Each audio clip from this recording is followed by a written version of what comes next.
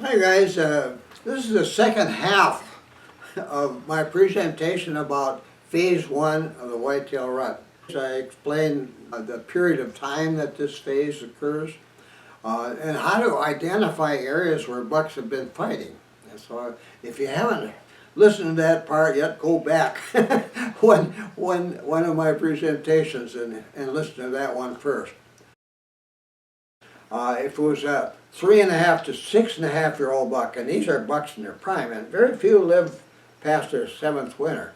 A buck is in its absolute prime at age 5.5.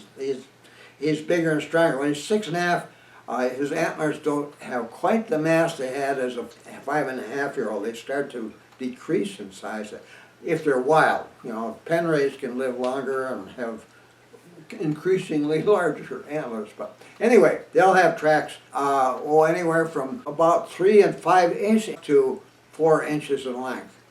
And you find a place that's all trampled up like I just told you, and the tracks are this size. You can pick out what size the bucks were that were making the tracks. And this is kind of an important thing to be able to do when you're trying to decide where to hunt bucks during phase one, during September and the first half of October.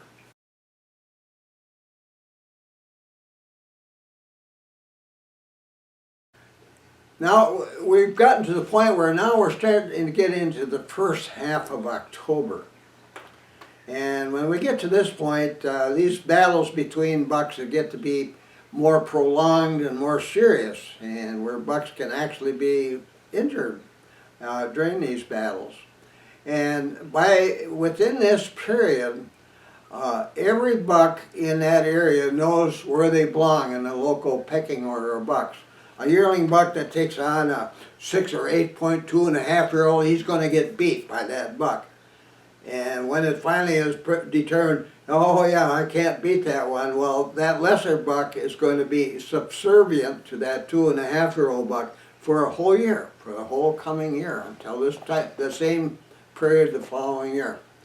And that's important. Well, a yearling buck, and there's usually a couple of them in a square mile, maybe 3, they're always going to be subservient to all older bucks. But at this period, they're crazy to fight. They'll take on the biggest buck in the area many times before they finally realize not only can they be readily beaten by that older buck, but they could be killed by him. They become aware of the danger of something like that, and treat those older bucks with a great deal of respect after this period. So anyway, we're getting to the point now where every one of those bucks living in that square mile has established a place in the checking order. That 2.5 year old buck could probably be readily beaten by a 3.5 year old with much larger antlers and greater weight, and so forth, until you get to the top. And then there's only one dominant buck in the area, most dominant over all the other bucks in the area. And from that time on, he's going to even act his part. You know, he's regal. When he walks up to all the other bucks living in that area, they have to jump aside. If he decides, I want to lay down where you're laying down, any of the other bucks, he'll walk over to them, and if they don't get up and move away real quick, he'll kick them and lay down on that spot. If one is feeding on some nice clover right there, a little patch, and he'll walk over, and if they don't move away, they'll get a good swift kick and they'll move away, and he'll eat that clover. He has certain rights. His most important right is when breeding begins in November, he's going to be the only buck to breed all the does living within his square mile. But from this point on, he's the boss buck of the square mile. And this is pretty much the story in almost every square mile across the United States, wherever whitetails live. It's going on. Now, by the middle of October, we start up here in northern Minnesota, we start to see freezing temperatures at night, 32 degrees and colder. A period when we start seeing frost in the trees, and the maple trees are all red, and the mountain maples, which are stunted little miniature maples, are all red and orange, and by that time our our quaking aspens and our birches, they were losing their leaves. They're all yellow, they're raining down. And acorns are all over the ground, and leaves from a lot of oak trees, except red oaks, which retain their leaves all through the summer. Well, by this time, all these other bucks know who the boss buck is. The pecking order has been set up through this period of battling. So, one night, we start getting cold temperatures at night. When that happens, things start changing. Phase 2 of the rut is probably the most dynamic of the phases of the rut, and that occurs from about mid-October, when we usually get freezing weather. Sometimes things are different, like this past year. We had warm 50, 60, 70 degree temperatures all through October, right up until the time whitetails started breeding, and beyond that, well into November, the middle of November. And when that happens, things are going to be a little different. But at any rate, the pecking order set up like we explained here in rut phase 1. By the end of this period, the most dominant buck, his neck will be getting quite enlarged. You'll see that very easily. He'll be acting regally around those other bucks like he's the boss buck, and all the other bucks are subservient to him up until this time. So, where do you hunt for bucks during this period? Let's say you're a bow hunter. Boy, I want to get a big one this year. And I think every one of us would like that to happen every year that we hunt. But, you know, being a bow hunter, your chances are better than a gun hunter. Well, I shouldn't say that. Unless you're Nordberg family buck hunters, we do pretty well while breeding is in progress and after. But we'll get to that later on. But if you're going to hunt bucks during that period, during this first 45-day period beginning September 1st, you got to do some scouting. You got to find the places where all the bucks are getting together to feed during during the hours they normally feed. And so you got to look for areas that are relatively open, or pasture land or a clear cut, or maybe an alfalfa field.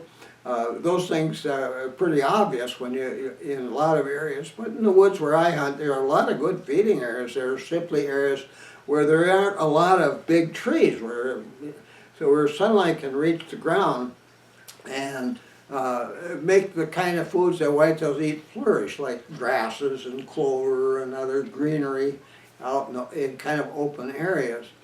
And those feeding areas have certain signs that tell you they're in a feeding area. Well, if you find patches of ground where two bucks have been fighting, that's a sure sign. If you find a lot of tracks of the sizes that are to anywhere from, 3 inches on a yearling buck all the way up to 4 inches on a big buck. If you find tracks like that in an area off trail, and the tracks, if there was snow on the ground, if they were zigzagging, maybe you'll see an area where there's bare dirt, and you see where a buck has been walking, kind of zigzagging, taking short steps. That's a feeding area. If you find a lot of droppings, lots of droppings scattered off trail are another sure sign of a feeding area. It's a guide to tell you what kind of deer made droppings. Now we're looking at droppings here. There might be some bigger and some smaller. You go with the average size. You put the card down next to it. Here's some right here. Oh, 5/8 inch. The only whitetail in this country that has 5/8 inch droppings is a 2.5-year-old buck. All the way up to 3/4 to 1.25 inches for the biggest bucks, the kind of bucks you'd want to put on the wall. You'll find lots of puddles of those kind of droppings. And at this time of the year, bucks commonly have clump droppings. So if you see clump droppings and the droppings are 1 inch long, holy cow, yeah, that's a buck you'd really like to take. So those are signs of feeding areas. Now, let me tell you a little bit about hunting feeding areas. As I mentioned in the previous YouTube presentation, that whitetails begin feeding in the morning, usually 2 or a few more hours earlier than first sunrise. They're out there at 4 o'clock feeding. And if you're going to get out there in the morning to hunt one of these feeding areas, what you're going to want to do is approach from downwind. That way they can't smell you. And you know, it's good to use products that reduce or eliminate human scents, but you can't get rid of all of them. If you want to be 100% certain that big buck that's feeding in that feeding area with those other bucks can't smell you, always approach from downwind.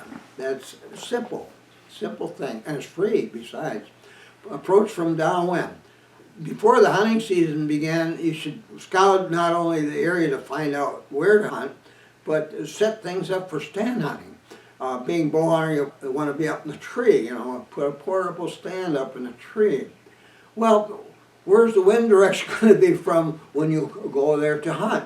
Well, it might be from east or west or south, any direction. And if it's not downwind or at least crosswind, those deer are going to smell you as you approach. And when you get your stand, they're going to smell you as you approach.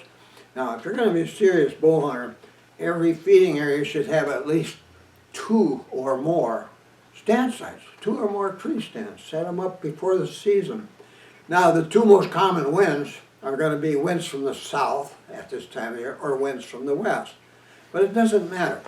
Put one of your stand sites on one side of the feeding area and the other one at an end. Most of them are kind of oblong kind of thing, but so that you're sitting at least 90 degrees to one another and they're well apart, these stand sites. And you might be sitting here in one and then your other stand is over there and it's facing the other way from a side over there, but 90 degrees apart, so that if you have 2 stands like that with their own separate approach trails, you can hunt that feeding area anytime you want and always be downwind or crosswind of where the deer are out there feeding in the feeding area. Making sure, that's one way to make sure that they're not going to smell you as you come. And make sure your approach trails are also downwind or crosswind. Now in the morning, like I started to say, you come there from downwind in the morning because the deer are already there and you don't want them to smell you. Clean your trail. Get all the dead branches off within 100 yards of where your stand site. Get as clean as possible so you can move in the dark very silently. When you get close, you'll get, if you're using a flashlight, turn it off. Have fluorescent tacks along the trail and tree trunks to guide you until you're getting real close. But get there early and then get up in your tree stand and be very quiet, but the deer never smelled you. Go through cover that keeps you well hidden all the way to your tree stand, and you're in good shape. In the afternoon, approach from crosswind, because get there before the deer are there and they can't see you or hear you approaching. Get there by 2 o'clock in the afternoon. But don't approach from downwind, sit downwind, because those deer are going to approach from downwind to get to the feeding area. They're smart, those bucks. They want to sniff and make sure there's nothing dangerous out there before they enter into this open area.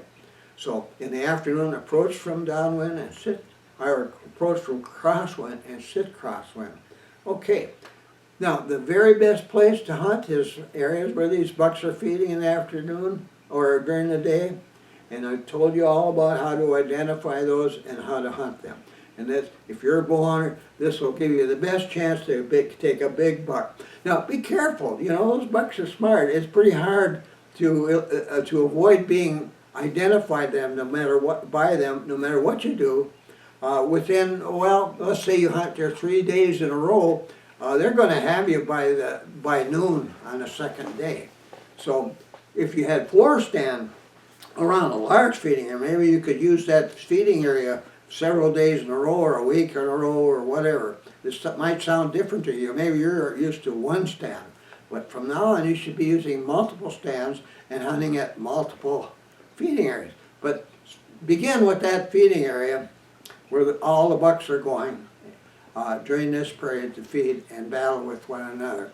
And your odds of taking a really big one by doing these things will be much improved. So, with that, I wish you good luck.